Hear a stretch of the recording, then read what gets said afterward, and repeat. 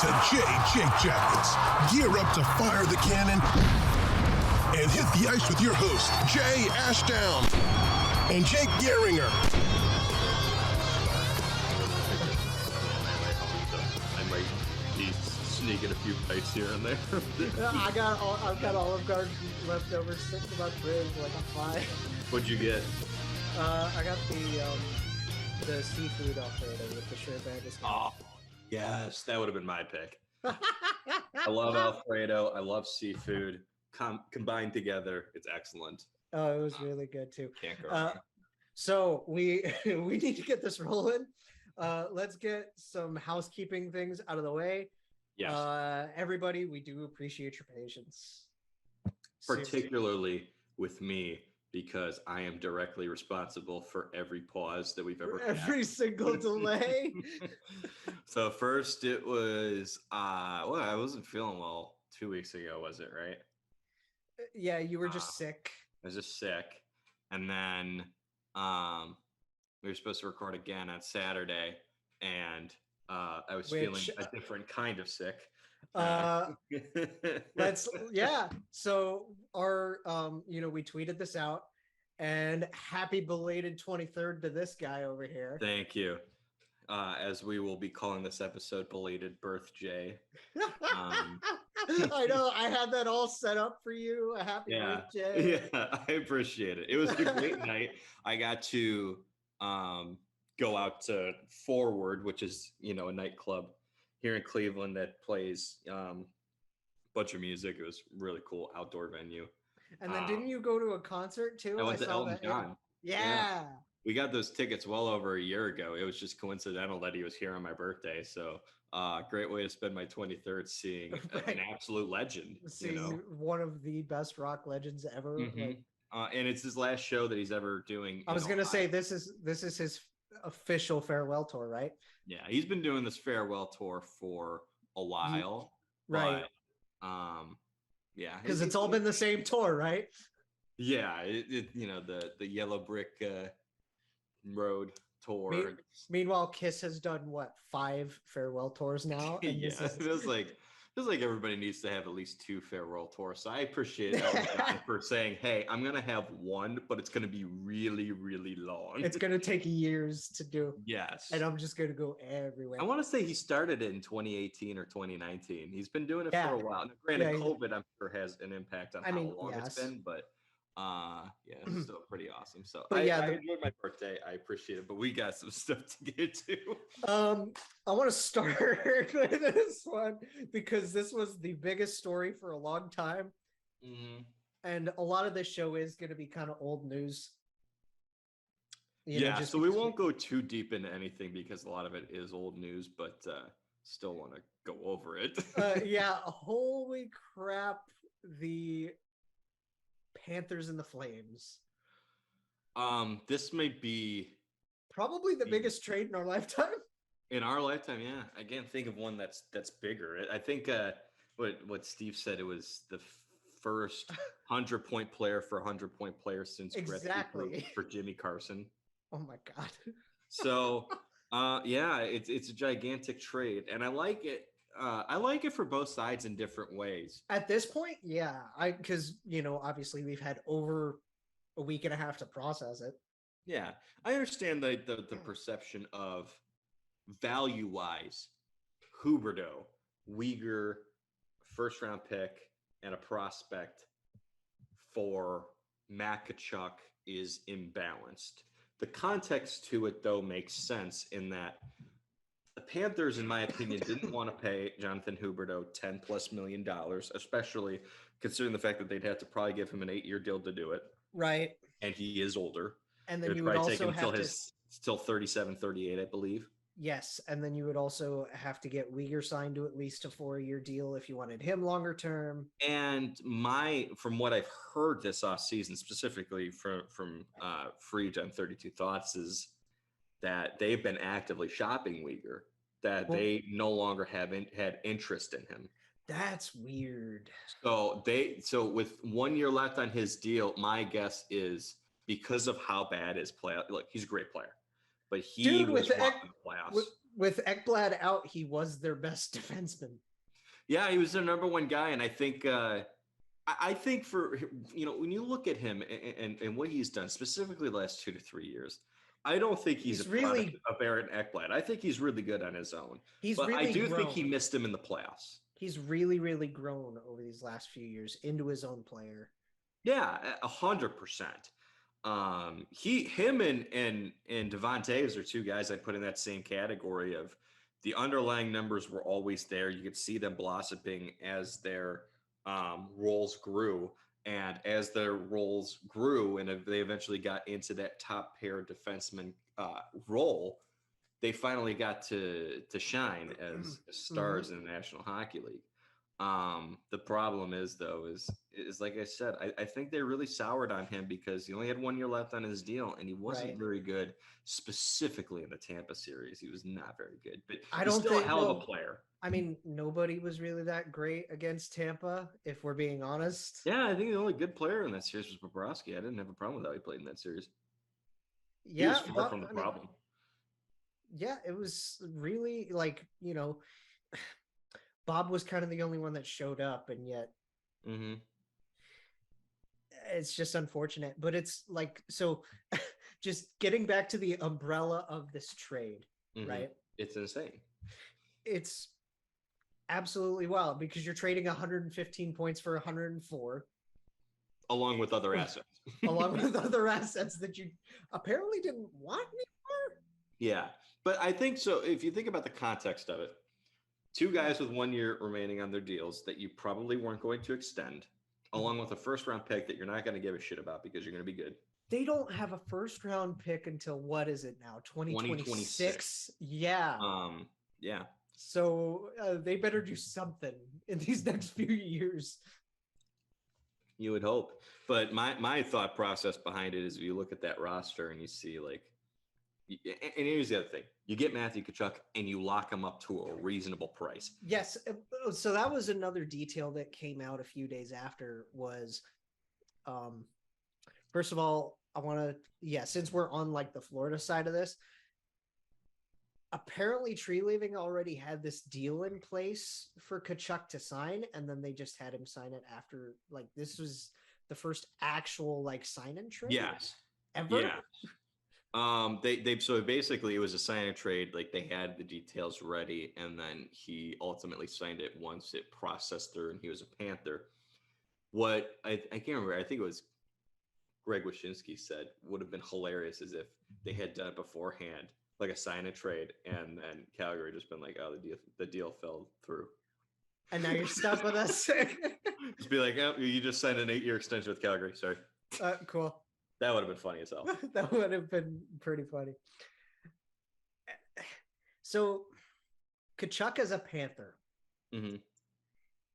He's going to play with Sasha Barkov. Yep. He's got to take Hubie's spot now. Yeah. Right? And I think in terms of actual production, I don't think there's a question that Huberdeau is a better player offensively. He's a better all-around offensive player. Like all-around offensively, he's better than Tkachuk. But we know how great of a playmaker Jonathan Huberdeau is, and he chips in goals when he needs to. Plenty. The difference, though, is Matt Tkachuk is the National Hockey League's unicorn. He is good at everything. He is excellent offensively. He's excellent defensively. You could put him on the penalty kill. You could put him on the power play. He's going to produce on either end of that.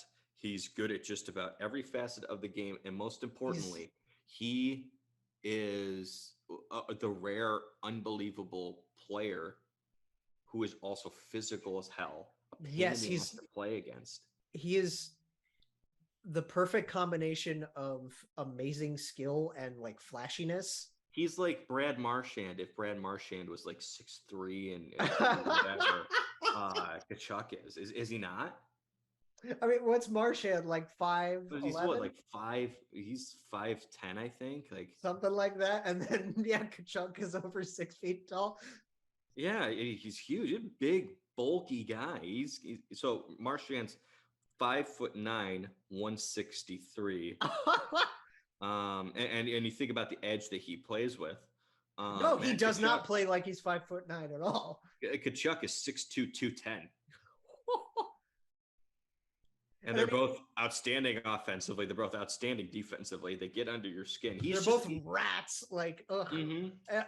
Hey, Matt Tkachuk going to Florida. They throw rats. It's perfect. It literally is perfect. I think that's why I love this for both ends, because I know that Florida gave up a lot to get this guy. I think he's worth it, though, specifically because of the reasonable contract. You're not paying him $10 million. Right. You're getting him for 8 years. He's younger than Huberdeau. And for Calgary's side, and we'll shift to them, what a return for Brad Treliving. I do want to ask you one more thing about the Panthers side of this real quick. Who plays on their other wing right now? I think that's a great question. The question is, Anthony Duclair is going to be out for what, at least a quarter of the season, half? Yes. The answer to that question depends on how comfortable they feel with the second line center position. Do you feel comfortable putting Sam Bennett in that spot? Maybe you keep Sam Bennett at third line center and you move up Anton Lundell and have him be your second line center. If you feel comfortable doing that, then you put Sam Reinhart with them. Right, or you could do Reinhart at center. Yeah, and that's what I mean. If they feel comfortable with Lundell or Bennett playing that second line center role, then I say you move Reinhart up to your the wing, first line right wing slot. Right. And that gives them a lot of flexibility. And the other thing that they got out of this offseason that's been not really talked about. It depends on what Paul Maurice wants too, because new bench boss. Yeah, and that's a team that's going to want to play offensively because it's Paul Maurice, and that's already what they did. But also the two additions that they made in the offseason that haven't been talked nearly as much. You get Colin White on a 1-year deal. You get Rudolph Balcers on a 1-year deal. Those are two guys essentially on prove-it deals. Yeah. Who also, I don't know why he was bought out of San Jose. He was a good player. Yeah, he was. He was really, and he was cheap. I didn't get that move at all. He was a good anchor back there. White, I understand why he was bought out because you could do it for cheap. That's such a shame, though, because I really wanted to see him shine. In Ottawa, me too. Right? He didn't fit in their plans anymore, but he gets the opportunity now to go to a team that they think fits his strengths, and he's not going to be asked the world of him. Right. I think that's a good opportunity for him. The question I have now for the Panthers is less about offense. They're going to be great offensively. Oh yeah, they've got two goalies in that you can rely on in Bobrovsky and Spencer Knight. The question now is on the back end. Right. Who fills, those huge shoes? Who fills the huge skates that Uyghur's now left behind? Because on the right side, I think you should feel comfortable. You have Aaron Ekblad. You have Brandon Montour, you have Radko Gudas. You're fine there. Right. It's the left side that's a little more concerning. I like Gustav Forsling. I like Gus Forsling. Now you're bringing you're looking at guys you have on the roster, and it's like, well, you brought in Michael Delzato, who we liked in Columbus. But he was fine, but he was, a third pairing seventh guy. Yeah, he can fill that role for them. They bring in Mark Stahl. He's kind of the same defenseman in that aspect. Right. So I was going to say, isn't he still on a PTO though? Because I know Eric's there on a PTO too. No, so Mark Stahl was he got signed, 1-year deal. Okay. And then Eric was the PTO. Right. Okay. So yeah, that's my big concern for the Panthers this upcoming season is what are their plans for the left side of the defense? Because even though Uyghur was a right-hand shot and he can play the right side, he actually played the left side more often than not because he was usually playing with Aaron Ekblad. Right. And the biggest question too is obviously money, because you still have Bob's deal in the books and they are still trying to look to move that. Yeah. And you also look at some of the guys that left too. I'm surprised for the amount of money that he signed for that they didn't try to make more of an effort to keep around Marcus Nudavara. Yeah. I hope Nudie does well in San Jose. And, because he was one of our favorites. I had his jersey, man. I know. Oh, it's in my closet. I'll have to bring it up sometime. But okay, no, I love so we've been rambling to the Flames side of this. Huberdeau is the new Johnny Gaudreau. He is. Essentially, in this offseason, they didn't lose Johnny Gaudreau. They just lost Matthew Tkachuk. That's the way I look at it, because listen, we talked about the Gaudreau stuff, obviously, when we gushed about it. Like, that's our returning subscriber page now. Yeah. That's what I changed that to. Mm-hmm. Was us just gushing about Johnny Gaudreau for a half an hour. Yeah, here's the thing, Jake. Let's think about it this way: the Calgary Flames this offseason, right now they have a left winger who had 115 points last season. Mm-hmm. His last name ends in O, and his first name is John. I don't know what more to tell you. They're the same freaking player. Like, they did not lose Johnny Gaudreau.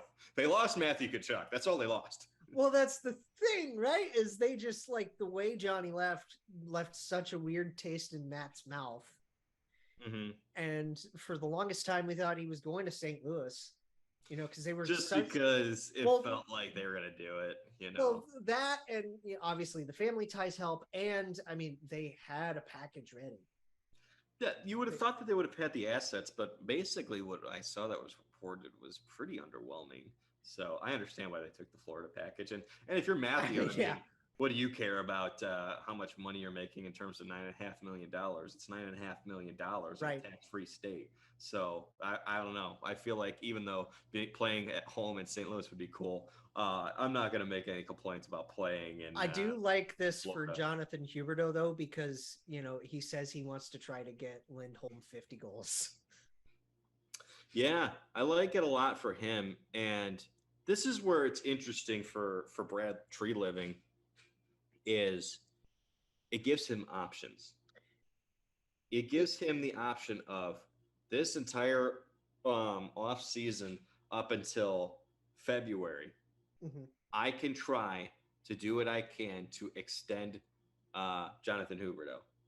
And if we can't come to an agreement, I can get a king's freaking ransom for him at the deadline. Probably not as much for Uyghur, but at the same time, you want to try to work on him too. Yeah, you would want to work on it. You're obviously not going to get as much as you said for Mackenzie Uyghur as you will for Huberdeau. You're still going to get a lot for Mackenzie Uyghur. Okay, so this is jumping the gun a little bit, but they did sign Shillington today. I actually didn't see that. What are the terms to that? 2 by 2.5. That's not bad. That's a good deal for Shillington. I like that. Shillington and Uyghur. Yeah. That'd be a fun pairing. It would be. I almost wonder if their plan is to have Uyghur just do his thing with Tanev. Or Tanev. Dude, just imagine any of those right-handed shots. You put Uyghur with Tanev, you put Uyghur with Shillington, you put Uyghur with Anderson. That's the thing about this that, like, I do like for Calgary. Like, I understand. Like, it's been an unfortunate start to the offseason for them. They lost Johnny Gaudreau. They realized they had to trade Matthew Tkachuk. But I'm looking at them. I'm not saying that they're better today, but they are more interesting in the fact that they're still contenders. I think I think they are, because I'm looking at them after this move and I'm saying, what team in the National Hockey League has a better and more complete defense than the Calgary Flames? What did we Chris say? Tanev, Mackenzie Uyghur, Rasmus Anderson, Oliver Shillington, Nikita Zadorov. Oh, that's right. I mean, that's a pretty loaded defense. I'm sure I'm missing somebody, right? I got to be missing somebody. Hannafin. Noah Hannafin. Oh, my God. They still have Noah Hannafin. You're right. Yeah, that's that, dude. I think fully healthy, that might be the best defense in the National Hockey League. That's the most complete defense in the National Hockey League. Yeah, in terms of just a two-way play. Yeah, under Sutter's system. But it's perfect. Yeah, I think that's where it's interesting. Sure, you lose. It's gonna be stingy. Yeah, it's gonna be. You're going to see a little bit of an identity shift, I think. I think Calgary is going to want to play a little bit more defensive-minded as a result of this, because they can control the pace of play with a defense like that. And Huberdeau's perfect for that, too. Yeah, I mean, you put him with, as we said, with Lindholm. And who's a Selke finalist. And you could put him with, first, You have two options, in my opinion. Andrew Huberdeau Mangiapane's and one. Lindholm. I think you could put him with Mangiapane Yep, that's or Toffoli. Tyler would be fun. Tyler would be fun. I think either one of them works because that, like, you know, Huberdeau has never really been great defensively, but it doesn't matter because Lindholm is, and so is Mangiapane. Right. And Toffoli's pretty responsible defensively as well. And you know, both of those wings can score like hell. Yeah, I mean, I don't know. The Flames are interesting.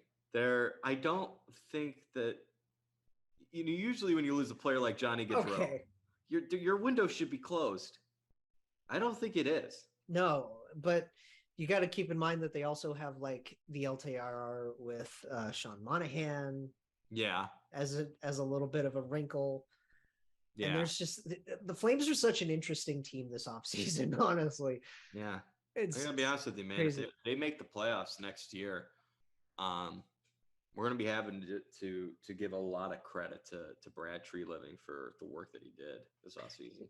Yeah, because like even talking about this now, it blows my mind. Just the fact that, I mean, it's Jonathan Huberdeau and Tkachuk. Yeah.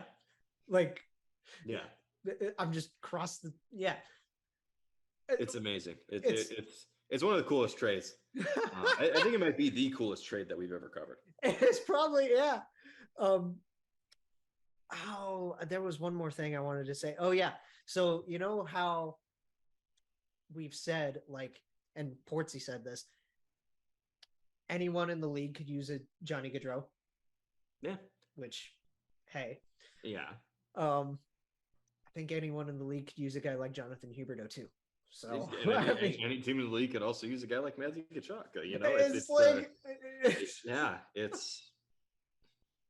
I think that this is a really, really fun and intriguing situation for both sides. Yeah, and I'm glad we finally got to talk about it a week and a half after it happened. Yeah. My bad. Dude, I care about you, and you got to do your own thing. Like, life gets in the way. We know this. And sometimes you get really, really hungover or sick the week prior. We try, and obviously we try to keep this as consistent as we can. Mm-hmm. But we're just going to say this now. We're going to do another Tuesday show next week. And we'll say it at the end too. I'm going on a cruise, so we'll do a Tuesday show next week, and then we'll try to get back to Saturdays. And once training camps start, we need to figure out how to do 2 a week again. Yeah, unfortunately, I don't think it's possible, or it might be possible, but it'd be pain in the ass to do. But so where it's not going to happen. But could you imagine doing a show where I'm just on a cruise? Oh, cruise show! That would be so much fun. Just on the top deck, just like soaking in the 100-degree sun in the middle of the ocean. It's just like with your AirPods in, and people are walking around here, and you're like, hey, I'm trying to Yeah. Speaking of Go Blue Jackets, they finally got the Finnish guy signed. Yes. I would call this a situation of the price of doing business for the two things that we're about. So I am wearing my my jersey of my dude that unfortunately had to be the price to pay. I'm gonna miss 28, man. I am too, and so let's start with the happy news first. Let's start with the good. Patrick Laine, 4 years. What was the term again? $8.7 million annual value. That's a good deal. That's a good deal. It's better than what I thought it would be, because you look at a guy who's got this incredible reputation, second overall pick, one of the best shots in the National Hockey League. Big. What is he, 6'5"?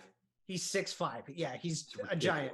Well, it's like Ovi's also what, like 6'3", 6'4"? Like they're both giants. They're both giants. They have ridiculous stick lengths and reach, wingspan, and unbelievable shots, Some of the so most much power, accuracy. It's ridiculous. the And one-timers are the most lethal in the league between the two of 100%. them. And And they both this have the guy, office trick. yeah, and this guy was making $7.5 million last year, and in 56 games, Point he's a per point per game, game player. exactly. Yeah.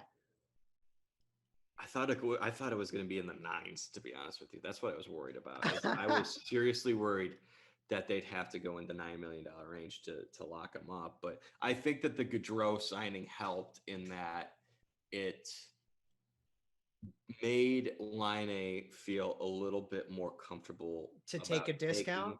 taking a discount Uh-huh. to stay, because it's known he likes the city. He loves the city. He likes Oh being yeah, he's you said know, that multiple people in the occasions. media have been trying to spin this narrative like they do with every player whoever plays in Columbus that they don't want to be here. How many times, Jay? How many times have we addressed this narrative? Yeah. And How many times do we I get can't tired tell of you it? how many times I had to deal with people being like, "Hey, he's not going to stay in Columbus." And it's like, no, it's not an issue. He likes the city. It's more about just finding out term and money. It's like if And people watched his exit interviews, they would know. but they don't. That requires listening. I am thrilled about this because of the term. I don't think it's super long, which I think it bodes well for Laine. It bridges him through at least a year of UFA, right? It does.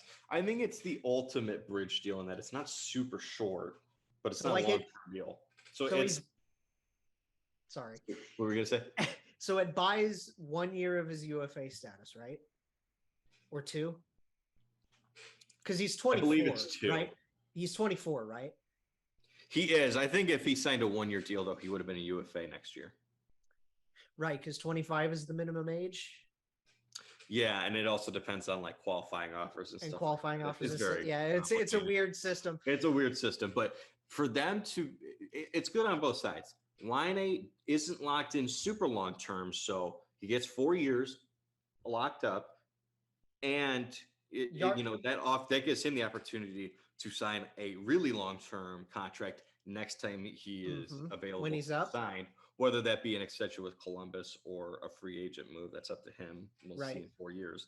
So that's positive for Laine, but for the Blue Jackets, it's positive that they don't get that number in the nines. So right, it's cheaper. You keep a guy that you really love long term that you want to invest in, and you effectively do what you needed to do this offseason.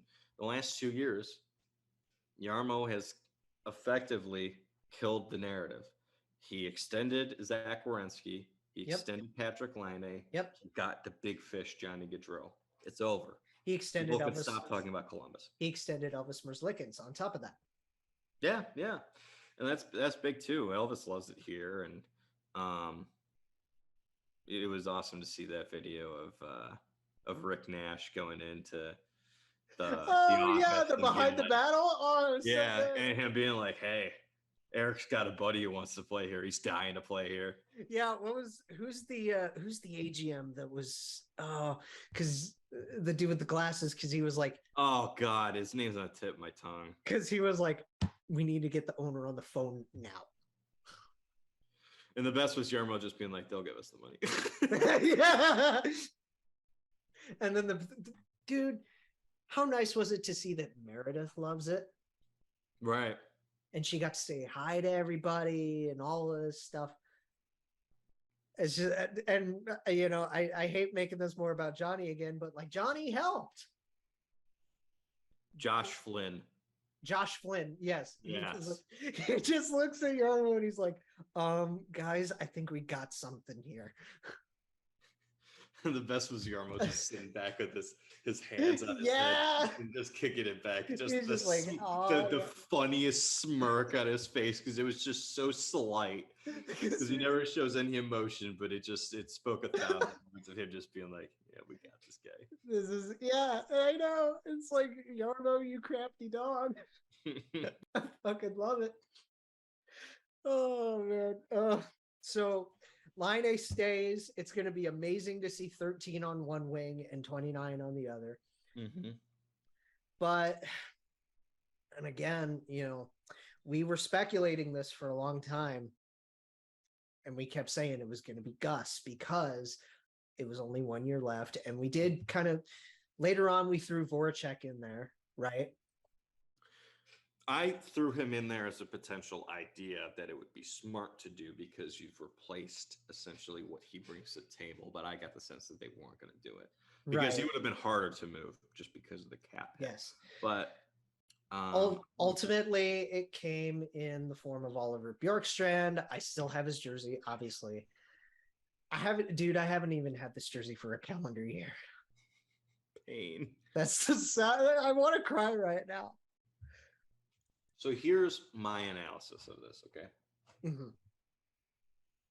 This is the price of doing business. Yes, and yeah. You know, everybody looks at things in a vacuum, and that's unfortunate. You can't look at things in a vacuum. Things have context to it. Is Oliver Bjorkstrand for a 3rd and a 4th round pick a good trade? No, it's not a good trade. But it's not a hockey trade. That's not a hockey trade. No, that's a cap trade. So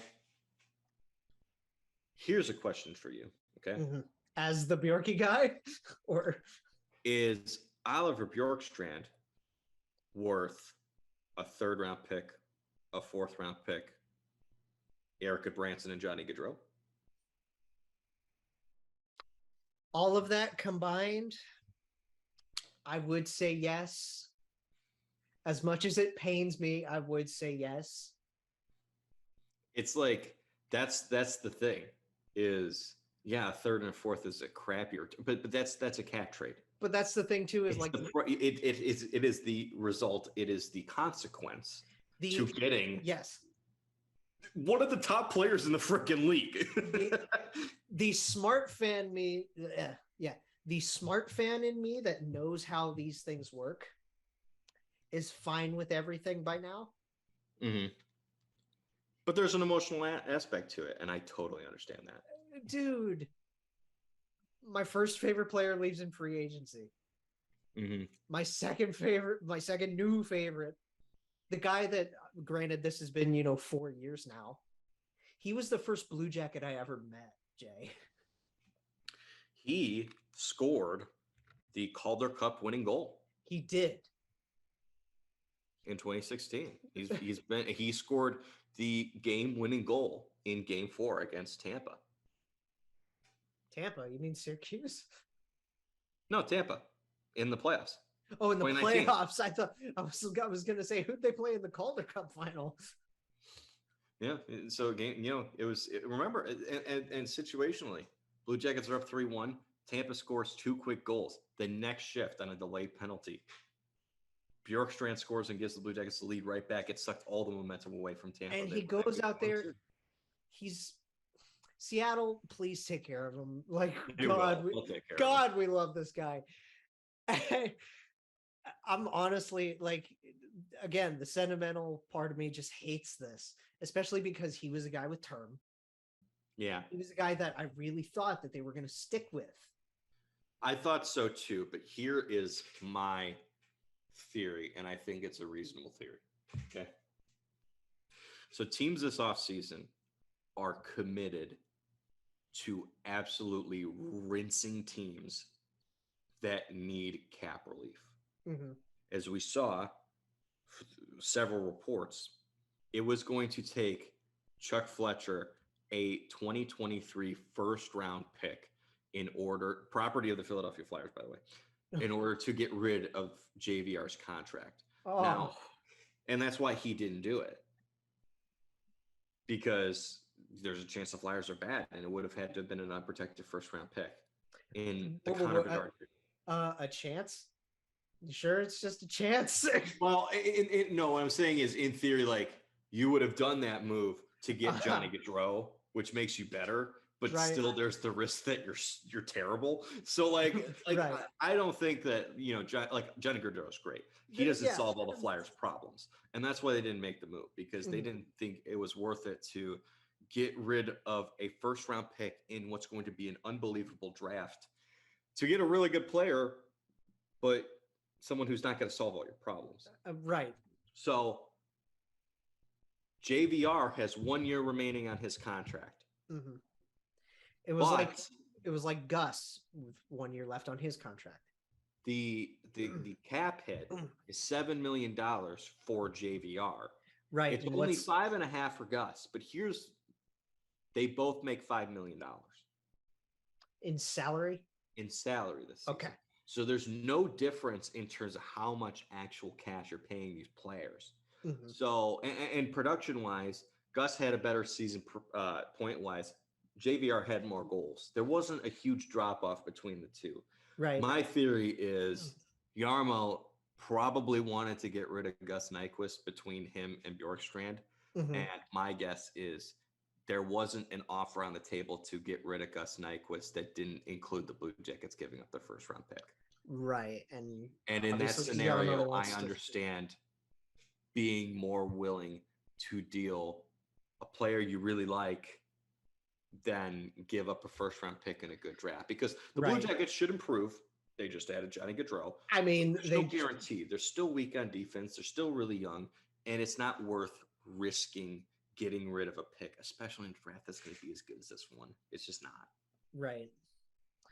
And it sucks because you're giving up a guy that's coming off a career year. Mm-hmm. He's coming off of just the first year out of his 5-year extension. Yep. Which, again, he had term. I thought he was going to be in the long-term plan. I thought he was going to be safe, but... I thought he was going to be here. And the other thing that really sucks sentimentally, he just got married in Cleveland. He just bought a house around here. Yeah. He found out on his honeymoon, Jay. That's rough.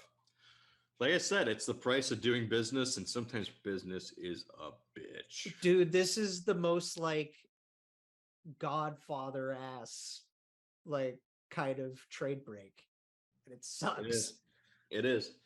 I remember, what was it? I think it was a couple of years ago. Was it Ryan Hartman got traded while he was doing a camping trip, and he didn't find out until 2 days later. Right. From his mother. She was on Twitter, and she was like, Ryan's away on a camping trip right now. Someone try and find a way to contact him and let him know he got traded. Or Fleury finding out about the Vegas trade on Twitter. Oh, yeah. God. See, that one is just ruthless and being a dick, whereas this one is, they at least had the decency to call him and be like, hey, sorry, this is it's just the timing of it. Yeah, the timing really, yeah.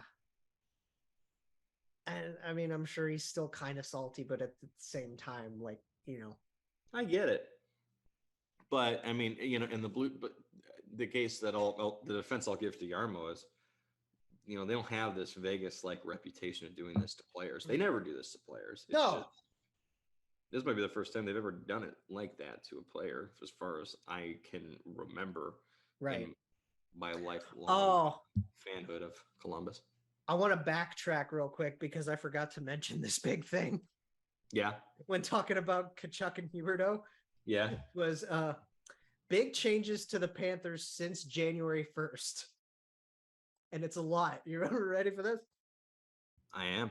Gained Matthew Tkachuk, Nick Cousins, Colin White, Rudolph Balcers, Gerald Mayhew, Tierney, Delzato, Mark Stahl, Connor Bunneman, Alex Lyon, Igor Korshkov, Josh Davies, which was a 2022 6th, Leon Armsby, 2022 7th, a 2025 4th, and 2024 5th.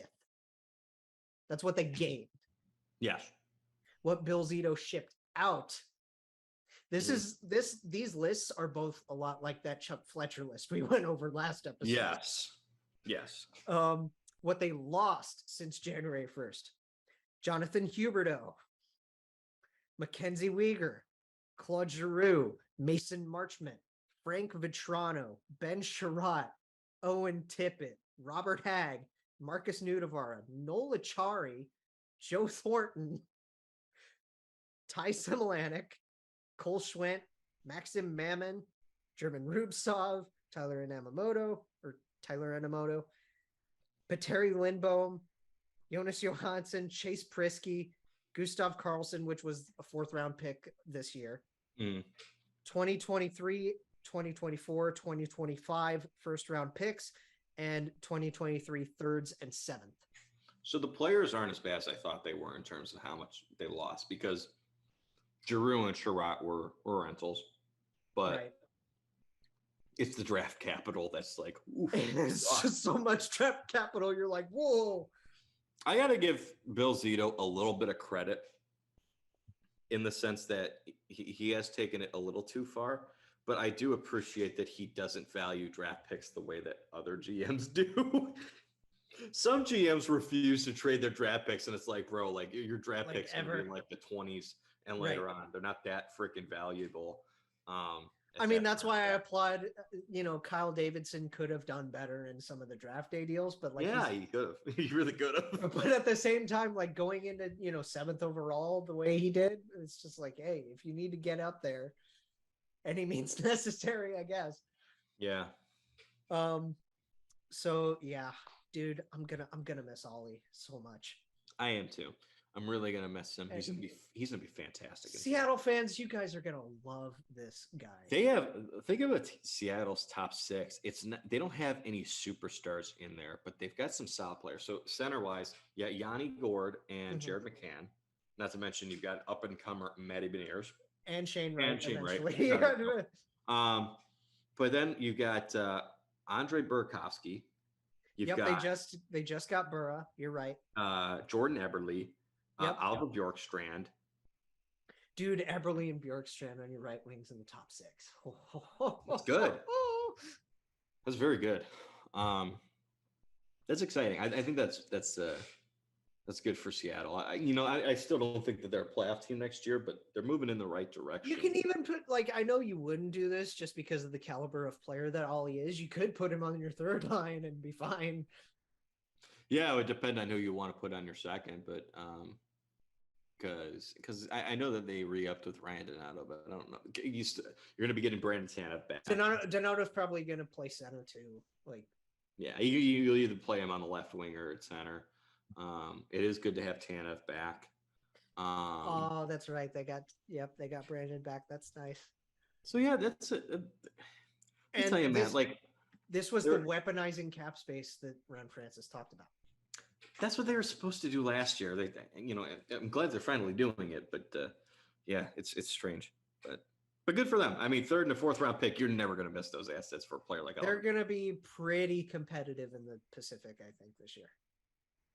They just need some goddamn saves. Yeah, they were a team that was built. They were supposed to be built around defensive structure and goaltending, and they just didn't get any freaking saves last year. Gruby was unbelievably bad for whatever reason, just uncharacteristic. I think that they didn't give him much help. Dave Hackstall. I still don't get it. Yeah, I don't get it either. And then Drigger's going to be gone for half the year. I'm excited to see what they do in terms of net, though, with Joey Decord. If they give him the backup spot, I think he's got upside. I really do. Didn't they get somebody else, though? They might have. I might have missed it. They probably did. Who did they get? They got Martin Jones. Yeah, really? I'm pretty sure they got Martin Jones. Oh, they did.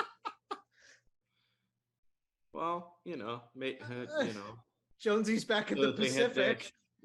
They had struggles getting saves, and they said, all right, well, Martin Jones is our 900 goalie. Well, granted, that was 900 on the Flyers. Which is really like a 910. Yeah. Good luck, Martin. Good luck, Philip. Good luck, Ollie. We're going to miss you. Honestly, if I do over the next few years go to a game at home against Seattle, you know what I'm going to do? I'm going to wear this jersey and I'm going to wear my Kraken hat. Do it. Try and wait for him outside the game and get some autographs or whatever. I'm sure he would do it. He loves the city. He's not going to remember me because that was like I said, that was 4 years ago. But still, like getting another autograph would at least be nice. Yeah, why not? He would do it for Columbus fans. Oh, of course he would. Get a Seattle puck this time, and yeah. The video for Bjorkstrand's gonna wreck me. Oh, dude, I'm gonna cry. So, dude, I'm gonna bawl my eyes out. Yeah, so we're gonna miss him. Let's get into some roster stuff. So let's see. Yeah. Columbus's free agents that they have left. Here we go. Okay. So the free agents that are left and most that are signed, probably gone, what have you. Like, because again, this is a screenshot I took from July 19th. And we haven't been able to record. Oops. Group 2 free agents. Emil Bemstrom. There's a really weird case with Bemmer going on. Yeah. I say keep him. I would love to keep him, and I'm sure they will. I'm sure they'll find a way. Yeah. Because it's just, but the problem with Bemstrom is we know who he is. We know he's got room to grow. We haven't seen it in terms of the finishing on the offensive end of it. But it's just like, it at least he's getting chances, unlike a guy like Liam Foudy. Yeah. But at the same time, it's just this weird aura around Bemmer right now where it's like, what's going on? With Bjorkstrand out of the fold, that gives more chances for players like Texier. And we're going to get into that. There's a projected lineup I want to get into. Yeah, it's going to be interesting to see where they Trey Fix-Wolansky, he got re-signed. Yeah, happy about that. Gonna be nice to see some more Fixie. Him and Tyler Angle are two of the short kings that I'm excited to see get a chance soon. Yeah. Hopefully. And then Patrick Laine, who's done deal. Thank God. Some guy. Just some guy. Dude, how happy is Lindsay got to be like the day that happened? That was just such a great day for everyone. It was the most emotional turnaround for everybody. Just being like, we stood in line and that's it. We traded Bjorkstrand. No, it was just like no. And seriously, that whole day was such an emotional roller coaster for me. It was, dude. I was just depressed at work. That whole time, I was so depressed at work. I was like, my guy's gone. I texted my mom about it, and she was like, well, you can't have everybody. And I'm like, I know that, but he's... But it'd be nice if we could. I know. Group 3 UFAs. Berube, probably gone or a Monsters guy. Yeah. Nathan Gerbe. I don't expect to see him back. That's sad. I loved him. I liked him too, but I don't know what purpose he serves at this point. And the reason I say that is because of them extending Brendan Gaunce. Yeah. And I mean, the size is kind of fun. No, just having a fun size guy in there. Like the picture of him against Zdeno Chara will live in infamy forever. And the fight against friggin' who was that on the Flyers? When he just God, I forgot about that one. When he clobbered Giroux and then he fought who was it? Travis Sanheim, I think. He was like I think it was Sanheim, and Sanheim's like 6'6". Yeah, it was Sanheim. Yeah. Oh my God. And he took him on no problem. It was wild. Yeah, he's got that grit to his game. I love that. Love to see it. He's like 5'6", and he's fighting. And Sanheim's what, like 6'4", 220 something. Gerbe's my height. He's 5'4". That's so ridiculous. And he's going out there just like a gremlin running around. He was a fan favorite in Buffalo.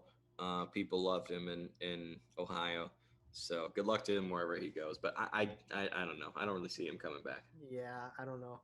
Harrington gone. I can see him gone. 7th, 8th guy. Yeah. No real it's harm nothing against him. No.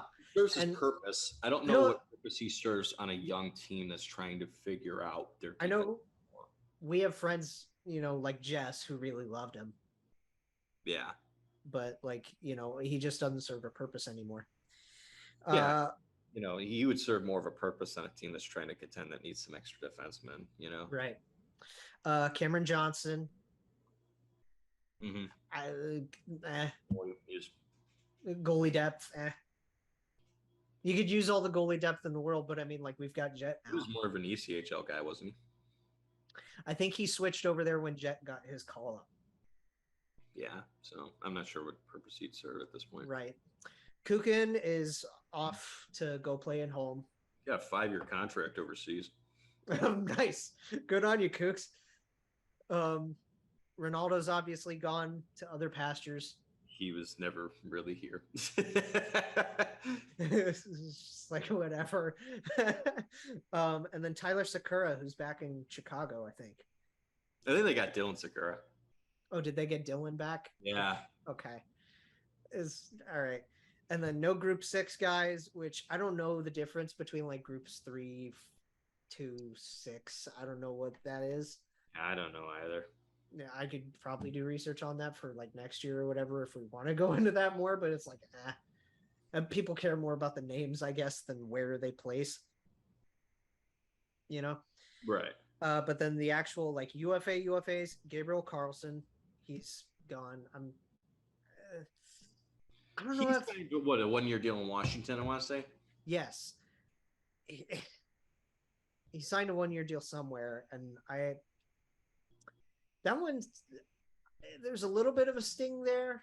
I don't know how much of a sting. Like, you know, I'm not rooting against him. I do. Because for me, it was like he never got his shot. Not really. The question is, did he not get his shot, or did he not earn his shot? And I think that those are two different things. Right. Just because I think sometimes we're under this impression that because someone's a first-round pick that they should automatically get a shot. No, because he was a low first rounder.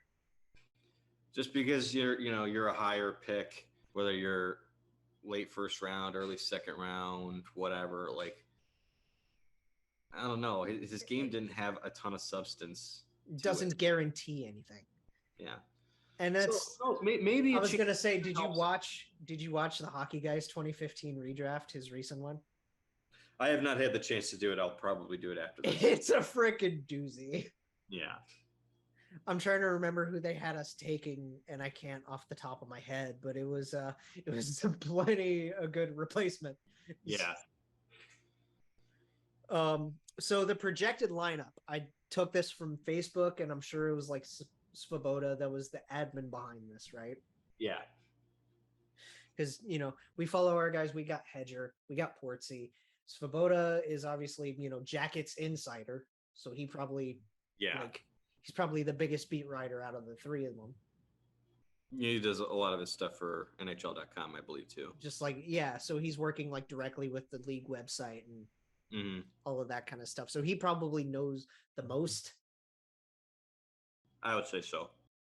At least like complete directly with the team, right? So projecting the lineup. First line, they've got Boone centering Johnny and Laine. And that's what I imagine will happen. I know a lot of people want to see us just immediately throw Cole Sillinger out there on that top line with those two. I think he's going to need to ease his way in there because, like, we know just because he played in a lot of games last year and was really good in them does not mean that you just to the Wolves on the first freaking line with those two. No, and you don't. You know don't do that. You know Boone can handle it. Boone drives defensive play. No, he doesn't. I mean, he's probably the most defensively responsible out of. He's more defensively responsible than Laine, but Gaudreau is way more defensively responsible than those two. And I mean, so Boone's going to be your net front guy. He was Boone was more defensively responsible than Voracek. Yeah, he was. If we're talking about that line, then you would actually be correct about that. His 10% defense is just a little better than the 5% from those two. Oh man. So 13, 38, and 29 to start the top line. I think it fits. It makes the most sense. You've got your complete package on the left side in Johnny Gaudreau, who has a great shot, Who's the cream of the crop. Cream of the crop. You've got your unbelievably skilled goal scorer who was gifted with one of the best shots in the National Hockey League. And then you've got your leader, your captain, your physical pain in the ass to play against guy who is incredibly underrated at driving offense. Boone is going to open up so much room for those two to just play. I think he can get. I think Boone is absolutely a 60-point player next year. Boone is over there, like, sure, he's going to produce his points, and I would say yes, he's going to probably hit as long as he stays healthy, because he was going to do it last year. Mm-hmm. He can do it this year. I think he will.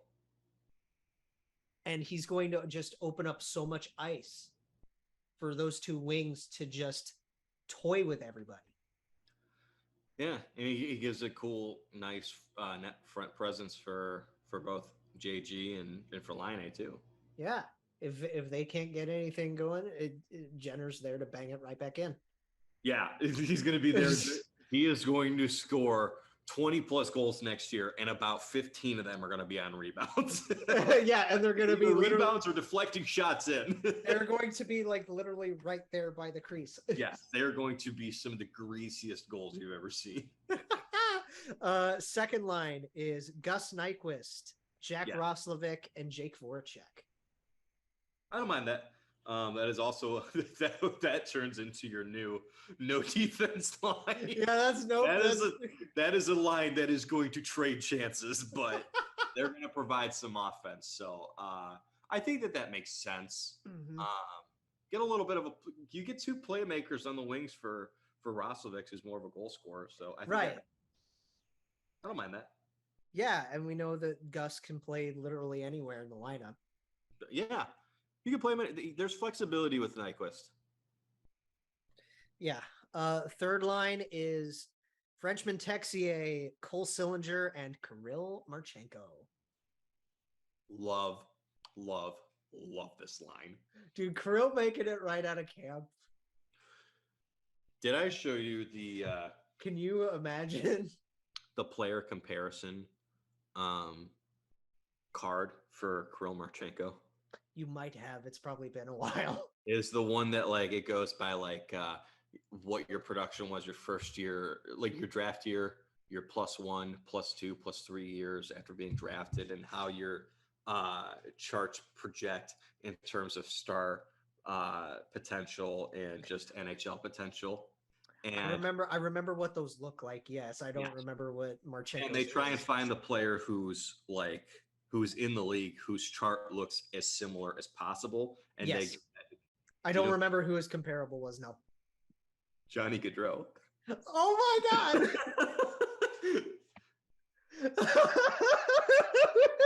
We have two Johnny Gaudreaus. Could you imagine if he actually turned into that kind of player? I'm not saying he's going to become Johnny Gaudreau. I think he's going to be a good player. I don't think he's going to be that good, but could you imagine if we got... No, okay. Listen, if he plays that exact same kind of style, put those two together. Please. But the problem is... I just want to...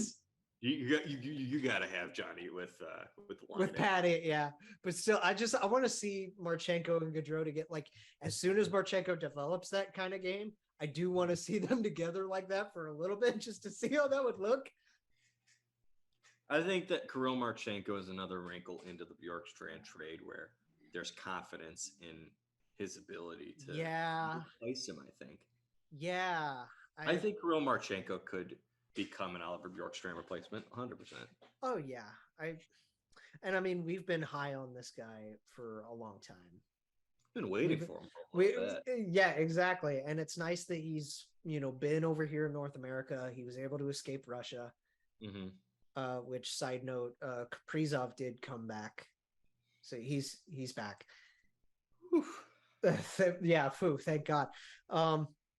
And fourth line is, I do like this line for the most part. Robbie on the left, Sean at center, KJ on the right. This is where it becomes interesting for the Blue Jackets this season, is finding a place for Kent Johnson to play. Yeah. They don't want to throw him to the Wolves the same way they don't want to throw Cole Sillinger to the Wolves.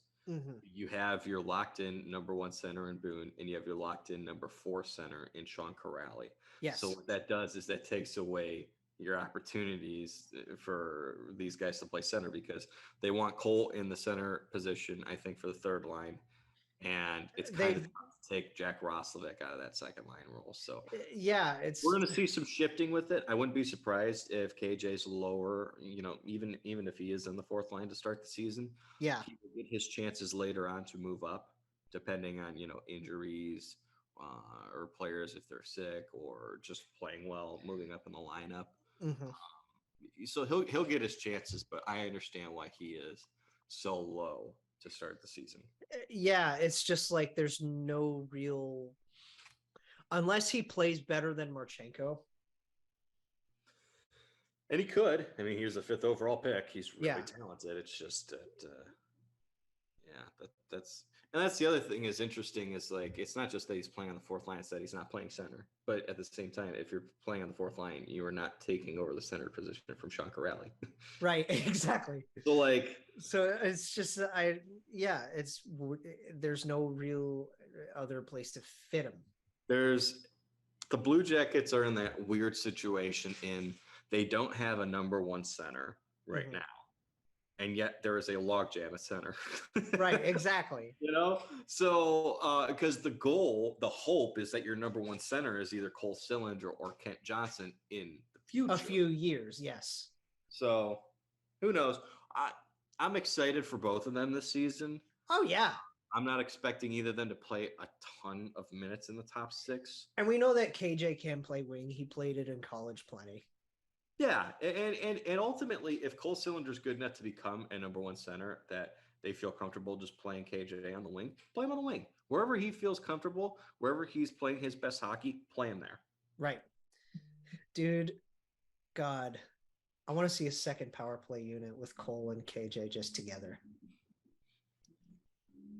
KJ modeled his game after Johnny Gaudreau, so I wouldn't mind seeing KJ with JJ. KJ with Johnny? Oh, yeah. Man. Oh, man. So anyway, the extra forwards, just to list these guys off. We got Justin Danforth.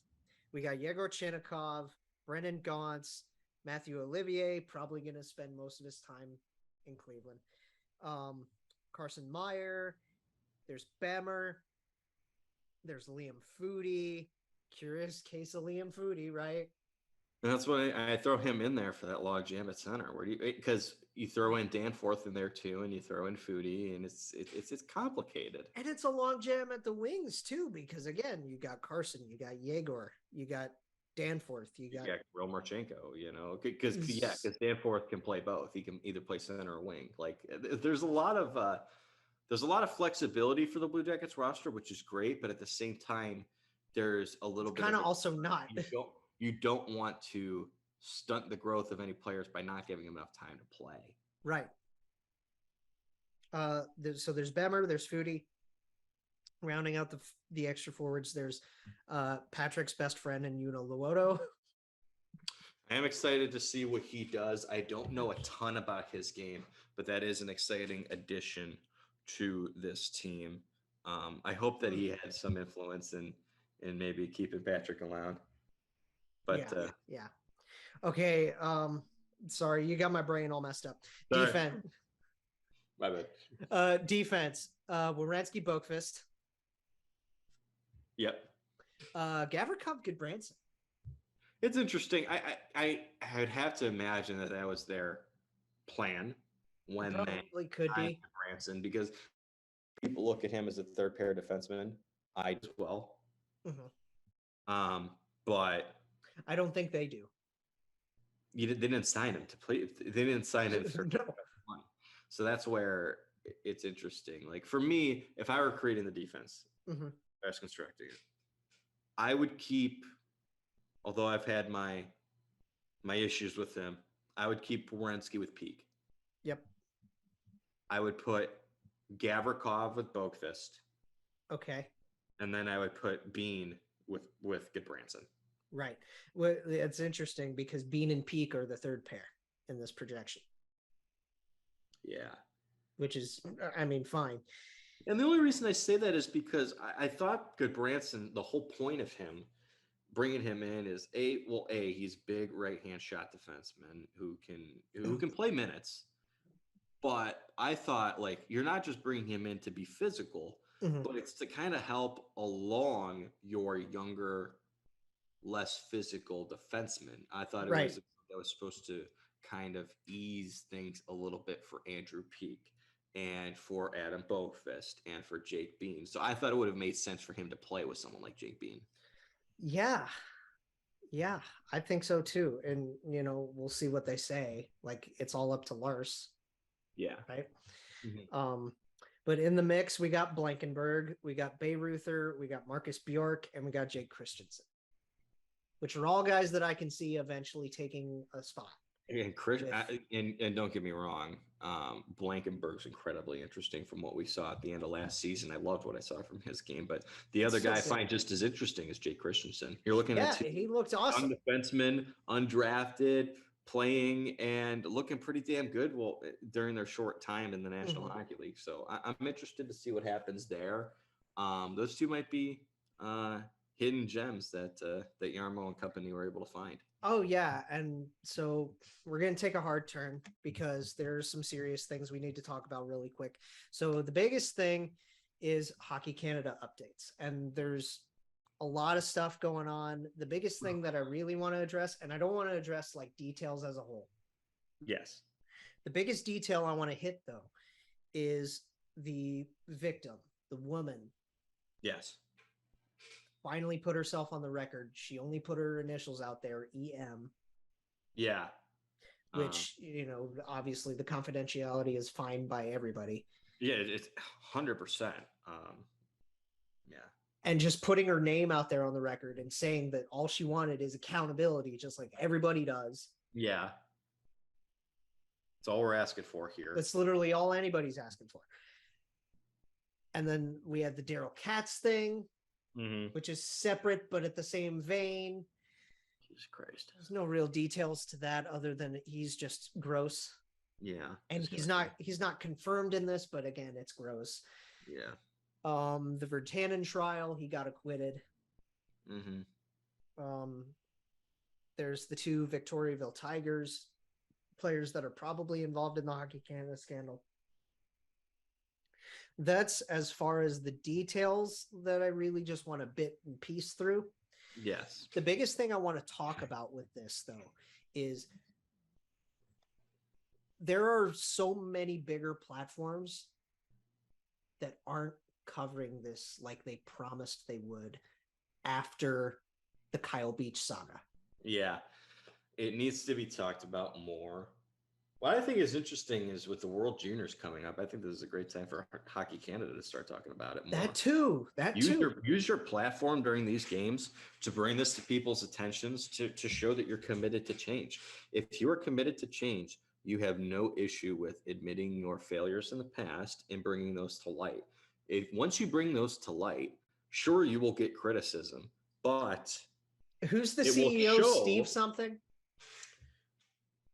Scott Smith or something like that. Scott Smith or something like that. They say he's not going to step down, or he's not going to. There's something going on with him where, like, I mean, he should say something if he's not going to at least step down and Scott Smith. He has worked for Hockey Canada since 1995. He is taking over currently right now for Tom Rennie. Neither of those guys have their fucking facts straight. Anytime that they go to talk to Parliament about it, there's going to be a hell of a lot more hearings about it. More stuff is going to come out. This story isn't going away anytime soon, and it needs to continue. Yeah, we will cover it as much when as we have more time and more, you know, information. Yes, but again, my biggest gripe is that the biggest platforms are not covering this as they should. Yes, I agree. Especially after they promised that they would do better. I don't want to see, like, I get it. It's the summer. You want to go to the cottage and hang out and just decompress. We get it. But when something like this happens, Frege, Merrick, somebody, at least send a tweet or record a cottage cast. I don't care. Yeah. Do something about it. Mm. Don't go on your next. It can't just be Westhead and Strang every time. No, and it can't be. It can't be the only ones working on this shit. I mean, there was, Catherine something who I got the. No, Robin Doolittle has the information on EM and a thread about her. But it can't just be these people. If you want to magnify this, and it's the biggest story right now, after you said you would do better, you promised you would do better. Yeah. Start now. At least send a tweet. Yeah, we see this all the time. The best time for change was then. The second best time is now. Do the bare minimum, guys. It can be covered more by national broadcasts too. We need to see more networks talking about it as well. Use your airtime, your available airspace to bring light to a very serious situation, a very delicate situation. Absolutely. And again, when we have more information about this and when we have more time, we're going to talk about more details. But that's really the key points I wanted to hit with that. Mm-hmm. Is just these media outlets that are the biggest outlets that everybody gets their, sources from. They need to bring more attention to this themselves. They do. Anyway, getting out of that, a little bit more less serious, but I mean, arbitration is underway starting today. Mm-hmm. Some big ones tomorrow. I think Jesper Bratt's going in for his. The Devils also have Miles Wood at some point. I'm going through with teams. Ducks. Lundestrom got his deal done before they started on the 25th. Arizona Coyotes is Lawson Krause is scheduled on August 8th. Okay. For the Bruins, Zacha is scheduled on the 11th. Oh, that's interesting. Flames, Shillington was scheduled for the 10th. He just got his deal done today. And I should say today is in Tuesday. This podcast is going out on Wednesday with just the timing of everything. Yeah.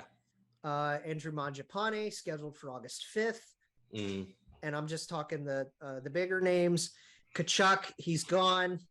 That was club elected, and they agreed to his contract and they got him out of there. Right. Hurricanes, Ethan Bear got his done at the end of July. It was 1 year, I think. Yeah, 1 year, I think 225. Something like that.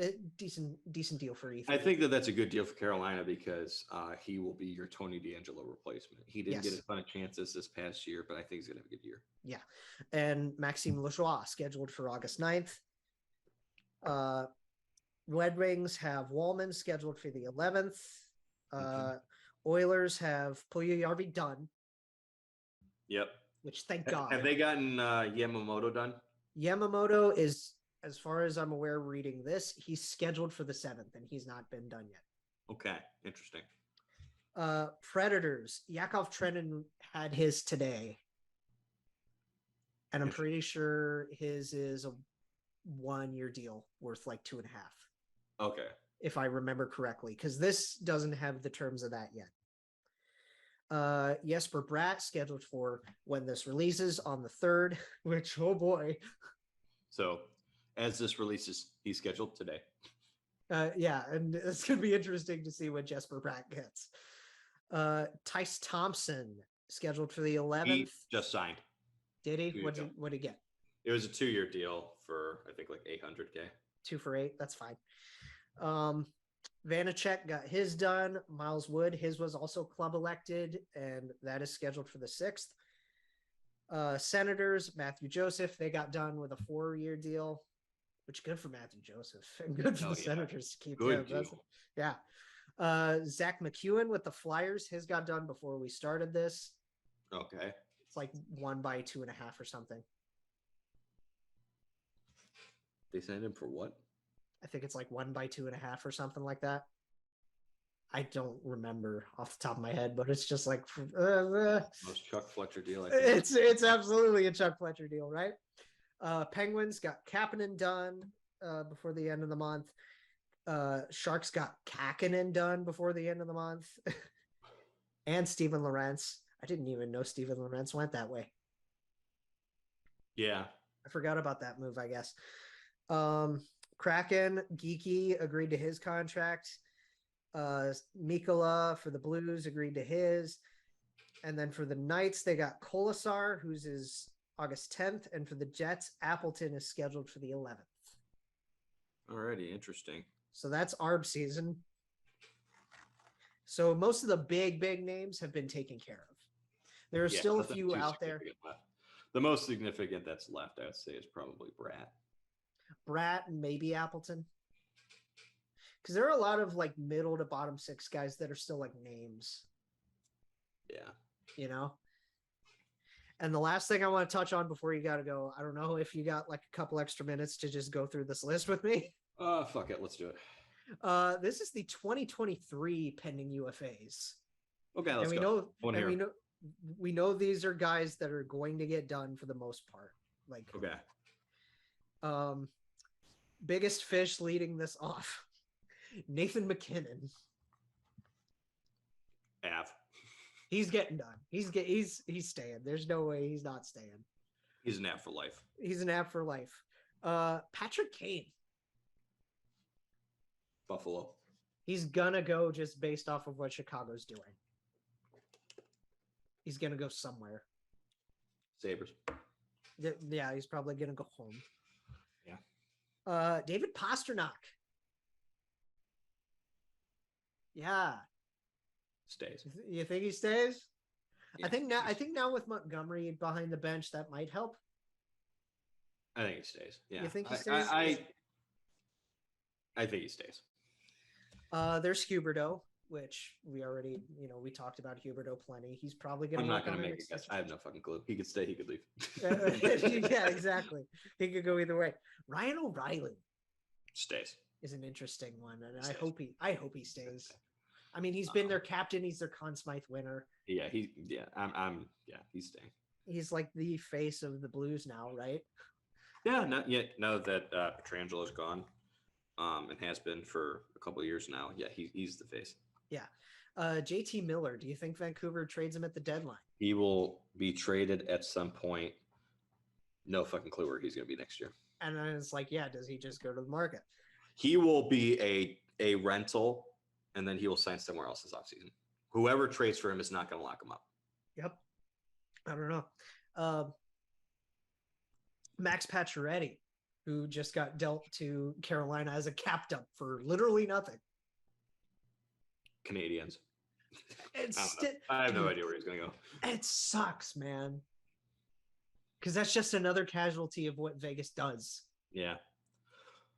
I wouldn't be surprised if Carolina just held on to him and said, "Hey, we'll give you, if you take a haircut, we'll keep you around." If you take a haircut, he's not going to get a haircut. Yes, I know what you meant for that. Anyway, I like this one, and I know he's going to stay. I know he's going to stay. Dylan Larkin. Yeah, it's just really interesting to see these guys' names on this list. Yeah, he's gonna stay. Yeah, Bo Horvat, he's more than likely gonna stay. Yeah, dude, he's another. I feel like a lot of the captains are going to stay. Yeah, it's strange for a captain to leave. You would hope that all the captains stay, right? Mm-hmm. There's Uyghur. Who knows? He might stay in Calgary. I think he is more likely to stay in Calgary than Huberdeau is. Yeah. I think, yeah, I'm gonna make that my prediction. He stays. This is an intriguing one. You ready for this? Vlad Tarasenko. Yo, he's gone. You think he's gone for sure? He's gone. He is similar to Miller. I think he is going to be a rental for another team. I think he's going to get traded. Well, did he ever rescind his trade request? Nope. No. Interesting. No, he never rescinded it. They repaired their relationship enough last year where he played with them, but he has never rescinded his trade request. He still wants to be traded. Interesting. Okay. There's Jonathan Taves, who's more than likely gone because he's not interested in the rebuild and all of the. He's gone. He's got to be gone, which stinks. but at the same time, it doesn't. There's a put there's to both Kane and Taves. There's a point of it stinks, but it doesn't. Like you get what I'm saying? 100%. Joe Pavelski stays in Dallas. Yep. Would be nice to see him go back to San Jose though. Yeah, but they suck. It would still be nice. Yeah. It would still be nice. Tyler Bertuzzi stays. Goes. He's not going to a Canadian team. We know that much. He's not going to a Canadian. I think he'll be dealt, and then sign somewhere else. Interesting. Because he's got such good chemistry with Dylan Larkin, though. Yeah. Interesting that Bertuzzi and Larkin are both UFAs in the same year. Yeah. No. But yeah, I think he goes. Matt Dumba stays. Okay. Freddie Anderson goes. You think he wants one more big payday somewhere else? Yeah, I mean, you got the opportunity to make some money. I take advantage of it.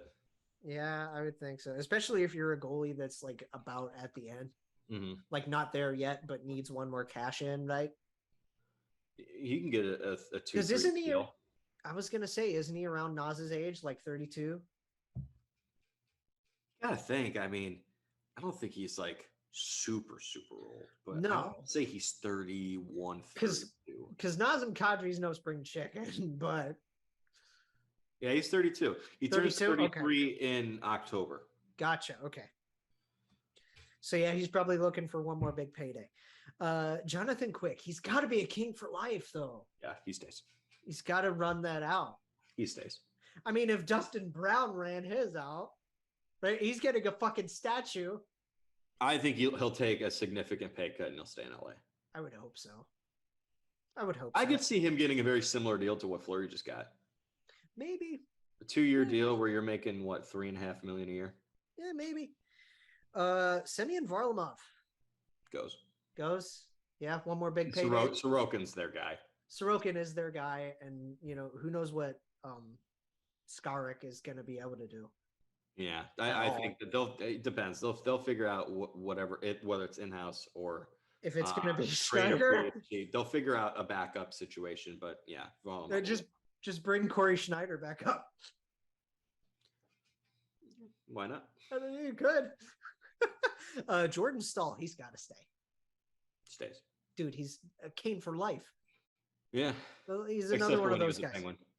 He's right, but I mean, like he's one of those guys, right? That's like you can't trade your captain. You can't get rid of your captain. No, he'll take a pay cut too. Monahan.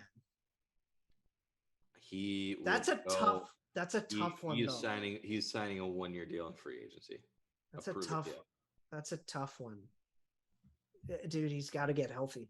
Yeah, I would imagine that he's going to get a similar deal to what Colin White just got. 1-year deal, not a lot of money, new team, new opportunity. Let's see if you can turn it around. I hate that situation for Monahan though, just because of the injuries and what he turned into. What would be an intriguing place for him to go? Columbus. That would be interesting. Third line center Sean Monahan. Well, and you give him a little juice playing with his old buddy Johnny Gaudreau. Playing with his bestie. Darius and I could be playing on the same line, but like, why not? Like, I mean, if it's a 1-year deal, why not? Dude, like reunite the best friends since Johnny entered. Like, come on. Yeah, and that's why not? Eric Branson's here too, and Goody's there. Just bring in more former Flames. Why not? Jason Zucker's got to go. They got to get out of that because that's not been great for the Penguins. I get the sense that he's going to be a deadline deal in terms of like dumping him to try and make like the Penguins will be willing, if they're in a good spot, they'll be willing to trade their first round pick to get rid of him and then make another move with the money that they have. Right. And I mean, like that experiment just didn't work. I totally understood the thought process of it. It's one of those weird traits that just didn't work out, even though it probably really should have. Right. Gus Nyquist goes. He's got to sign. He's probably going to sign somewhere else, which I mean, like, obviously, thank you, Gus, for your service. We love you. And we can't wait to see what you do this year. Red Wings.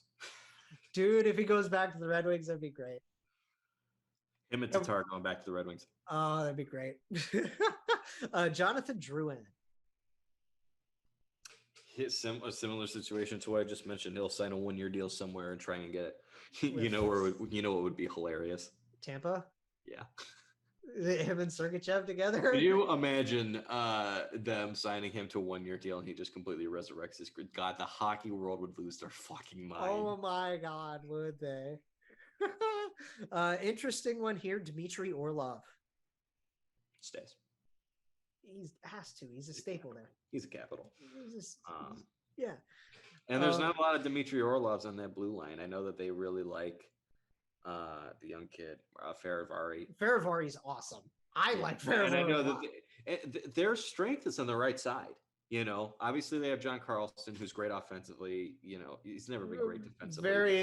He's still he's still your number one defenseman. But on the right, like Trevor Van Riemsdyk was really good last year. Nick Jensen's maybe the most underrated defenseman in the league now that people. Trevor was fine. Trevor was fine. Yeah. So I like their right side. Their weakness is on the left side. Mm-hmm. So you need to lock in your number one defenseman. So they will make Orlov a priority. I think he stays. Okay. Sanheim for the Flyers. Stays. He's gotta. Now there are a lot of these guys that just kind of have to stay. Right? Yeah, where it just doesn't like you can't. The Flyers, you're building your defense around Travis Sanheim. Yeah. Another defenseman, Damon Severson. Goes. I think he's a deadline. I think he's a deadline. Yeah, the acquisition of John Moreno sealed his fate. Yeah, absolutely. Especially with Simon Nemec coming up, like. Yep. So yeah. Yeah, Goss Despair goes probably. I don't know though. He's interesting, isn't he? I could see him going and testing free agency or maybe being a deadline deal. I could also see him being like, you know what? I can see him going anywhere. Yeah. I could see him staying in Arizona, to be honest with you. He put up probably one of his best totals in the past few years over there. His strength has never been defense. And you know what the Coyotes did? They said, we don't need you to be good defensively. We need you to just do what you do offensively. And he did it. He's a good player. Yeah. You know, he will give you a headache at times defensively, but the offense is And I don't know. It's one of those situations. I totally understand if he wants to go elsewhere and try and either make the most amount of money or maybe go to a winning situation. But he is one of those guys where I look at your production and I'm like, dude, why not just stay at the place you're having success? Yeah, exactly. If you're having personal success, as long as you will be given top, like first pair minutes. You'll be giving. Yeah, you're gonna be getting the number one guy minutes as soon as Chick's gone. So, I don't know. I don't know if there's a better deal available for you. You know. I don't know. I would stay if I were him, but I wouldn't be surprised if he went. At least, like, if he plays like that and they deal Chick and he does, well, he'll build his value up enough. Right? That's the reason I lean more towards go than stay, is just because the Coyotes are at a point where, like, they're rebuilding so hard that I wouldn't be surprised if they're just like, hey, you got value. We're shipping you out. Exactly. Yeah, right. And replacing you with the Zach Cassian of defense. Yeah. Brian Dumoulin, he's got to stay. He's a Penguin for life, I think. I think he goes. You think he goes? I think he is a cap casualty. He is their best shutdown D. He is. And he would. The acquisition. Dude, his chemistry with Letang is. Oh my God. Getting Jeff Petrie, man, it complicates things. You're right, because Petrie, because Petrie is, I mean, he's older. He's older. He's locked into a deal. He's making over $6 million. Like, and I don't know, man. I just they do kind of play that similar shutdown style, I guess. Yeah, and Petrie's, also very good offensively, which is totally the appeal. But I don't know. I just gut feeling, I think he goes. We'll see, but it's like, man, I really would love to see, I would love to see Dumo stay because him and Letang are just such dynamite together. 100%. I agree with that. I think he's just my gut feeling is he's cap casualty. All right. Ryan Graves Stays. He's got to stay, right? I think the Devils really like their situation defensively. They just locked up, Jonas Siegenthaler. They like Ryan Graves a lot. You're going to be bringing up Luke Hughes soon. I think they like that situation. So I would say he stays. Yeah, I would hope he stays because he fit. Yeah. Artem Zub. I think he stays. I think he likes it in Iowa. He's a good player. I mean, they rely on him a lot. Yeah, so. He's a player that they need to get done. Yeah. He's a player that, we've seen fans talk about it. We've seen Dorian talk about it. They want to invest in this guy. He is their Vlad Gavrikov. He is their Gavrikov. You're right. Very talented, very good two-way Russian defenseman who does not get the credit they deserve. And who deserves investing in. Yeah, 100%. I think he stays. I hope he stays because him and Shabbat are just wow. 100%. Yeah. Trevor Moore. He's similar in the situation that I just said to Shane Gostisbehere. If it ain't broke, don't fix it. I would stay in LA. Yeah, I would stay in LA if I'm Trevor. Hey, he's a Thousand Oaks native, so hometown kid. Hometown kid. Doesn't help. Or why would you? Why would you leave? It doesn't hurt. Yeah, it doesn't hurt. Yeah, no, he stays. He's a king. I would hope he stays. JVR, he's got to go. He's going. Probably on where he goes. Retirement. No. Toronto. Come on, it'd be really funny if his entire career was like Flyers, Leafs, Flyers again, Leafs again. It would be kind of funny though. And he's just their fourth line dude. Yeah, no, I think it'd be hilarious. I'd love to see him with the Leafs again. Patrick Hornqvist. He goes. He has not been a fit in Florida the way that I think that they hoped. No. So I don't know what his motive is going to be in free agency, whether that's to find a new place where he fits that they can win, or a place that he fits where he can make a lot of money. Yeah, I don't know, but he's also a 2002 draft pick. A little older. He's been around a long time. Yeah. 2002 guys are just coming around to retirement. Spezza just left, and